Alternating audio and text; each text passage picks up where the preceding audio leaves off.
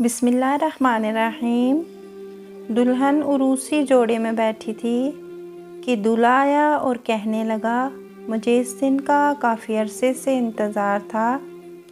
دلہن نے جواب دیا، اس وقت دن نہیں رات ہے، میرا مطلب ہے کہ تمہیں حاصل کرنے کے لیے کتنے پاپڑ بیلے، کولو کے بیل کی طرح کام کیا۔ دولہا نے وضاحت پیش کی، اس کا مطلب ہے کہ تم پاپڑ بیلنے کا کام کرتے ہو اور پارٹ ٹائم تیل کا کاروبار بھی کرتے ہوگے۔ دلہن نے کہا، ڈارلنگ تم سمجھی نہیں۔ دولہا نے روحانسا ہو کے کہا، اس سے پہلے تو کبھی کسی دولہا نے اپنی دلہن سے ایسی بات نہیں کہی ہوگی۔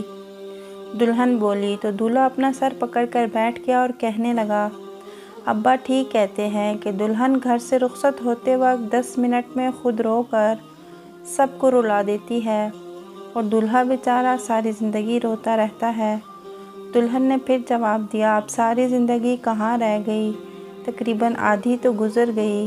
مسنون نکاح کے بعد شوہر کو چاہیے کہ اپنی نئی نویلی دلہن کے ساتھ اچھے طریقے سے پیش آئے، اس کا دکھ درد اور غم کم کرنے اور اس کا دل بہلانے کے لیے اس سے لطف و سرور کی باتیں کرے، دل لگی اور ہنسانے والے کلمات کہے، اسے تحفے تحائف دے کر اسے اپنی محبت اور لگاؤ کا اظہار کرے، کھانے پینے کی عمدہ چیزیں پیش کرے، دودھ ہو تو بہت بہتر ہے۔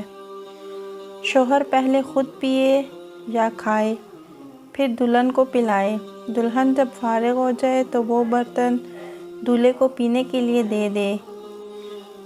یہی نبی اکرم صلی اللہ علیہ وسلم کی سنت ہے۔ یہ سب شیطانی وسوسے ہیں، کیونکہ شادی سے انسان بہت ساری برائیوں سے بچ جاتا ہے۔ اسی لیے شیطان شادی شدہ جوڑے سے بہت جلن رکھتا ہے، یہی کہ وہ زنا کو لوگوں کے لیے آسان اور پرلطف بنا کر پیش کرنا چاہتا ہے اور نکاح کے ذریعے حلال ہونے کے بعد ایک دوسرے سے تسکین حاصل کرنے کو مشکل بنا کر دلہن کے دل میں ڈر پیدا کرتا ہے۔ لہٰذا دلہن کو شیطانی وسوسے کا شکار ہونے کی بجائے اللہ کے بنائے ہوئے بہترین نظام پہ راضی رہنا چاہیے۔ یاد رہے کہ اگر دلہن کا یہ ذہن بن جائے تو اس کے لیے واقعی سہاگ رات سے بہتر اور کوئی رات نہیں۔ دولہے کو چاہیے کہ دلہن کا دل جیتنے کی کوشش کرے، ہنسی مذاق اس انداز سے کرے کہ وہ مسکرائے، دلہن کے حسن و جمال اور اس میں موجود خوبیوں کی کھل کر تعریف کرے۔